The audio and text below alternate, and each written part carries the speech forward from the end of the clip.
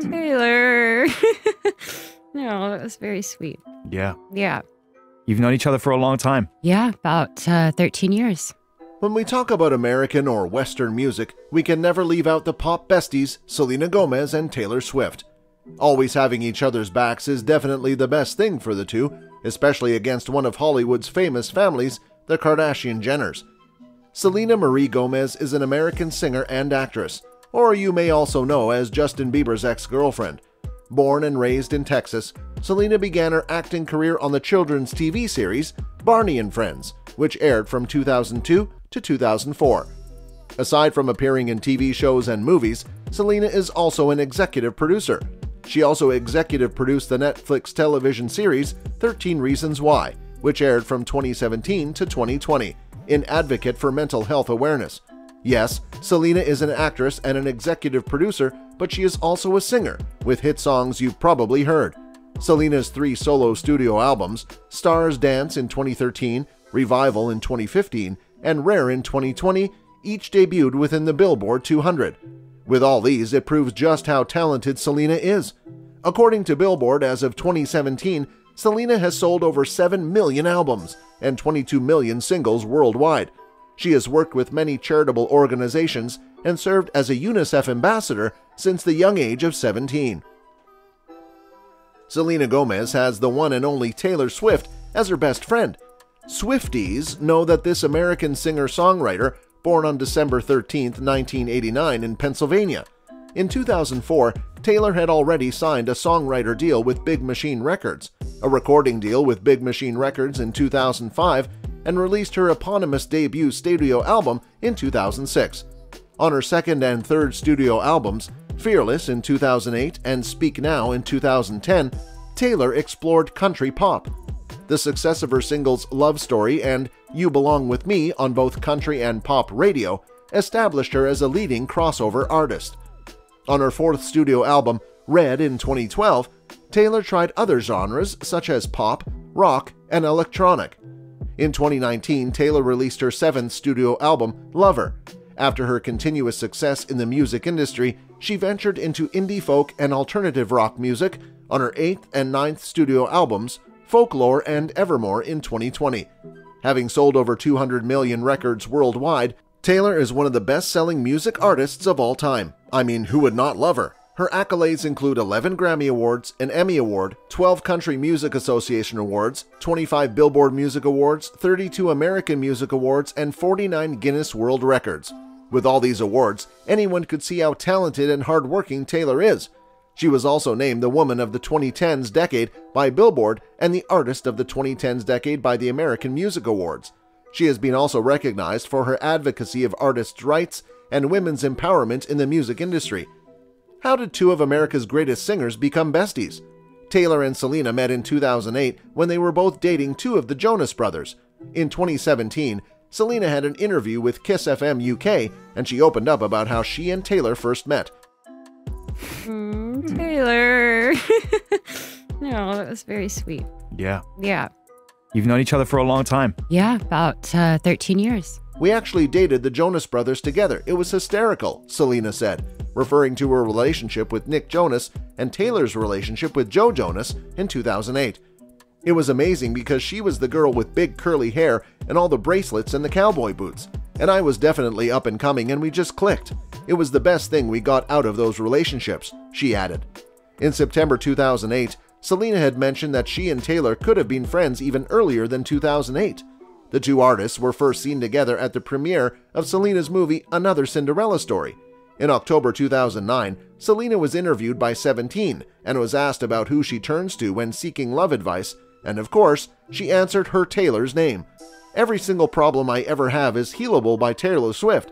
If I ever have an issue, Taylor has gone through it because she's older than me and she gives the most thought-out answers.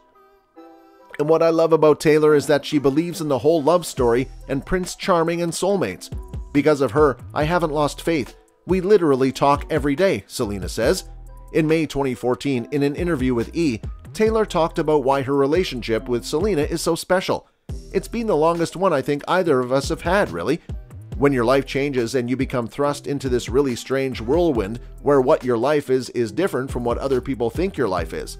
And your life is commented on, and your life is written about and fictionalized and all that.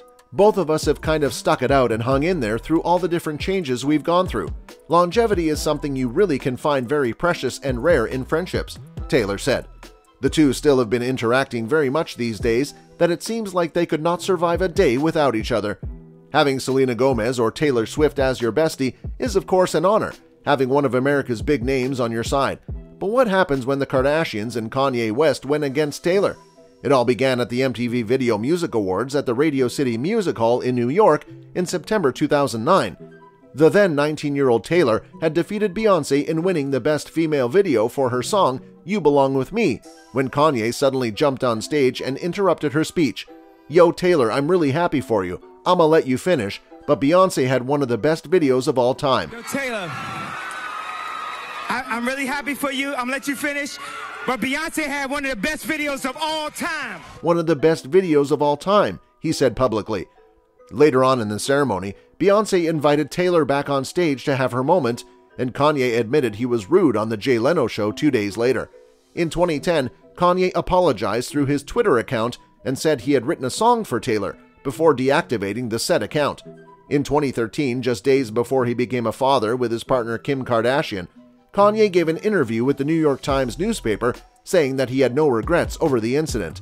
If anyone's reading this waiting for some type of full-on flat apology for anything, they should just stop reading right now, he explained. In 2015, they seemed BFFs as if nothing happened. Kanye hinted that they would music together and that his partner Kim and Kim's sister Kendall attended one of Taylor's concerts in London. Unfortunately, in the following year, the feud reignites. Everything went on fire and downhill when Kanye released his song Famous in February. The song contained the lyrics, "I feel like me and Taylor might still have sex. Why? I made that B famous." Kanye was extremely criticized and he defended it on Twitter, tweeting, "I called Taylor and had an hour-long convo with her about the line, and she thought it was funny and gave her blessings." But Taylor's representatives insisted that they and Taylor had nothing to do with the lyrics and never even knew of it. When Taylor got the Grammy Award for Album of the Year, she spoke about the issue. "There are going to be people along the way who try to undercut your success or take credit for your accomplishments or your fame. But if you just focus on the work and you don't let those people sidetrack you, someday when you get where you're going, you'll look around and you will know that it was you and the people who love you who put you there, and that will be the greatest feeling in the world," she said in her speech. People along the way who will try to undercut your success or take credit for your accomplishments or your fame. But if you just focus on the work and you don't let those people sidetrack you, someday when you get where you're going, you'll look around and you will know that it was you and the people who love you who put you there. And that will be the greatest feeling in the world.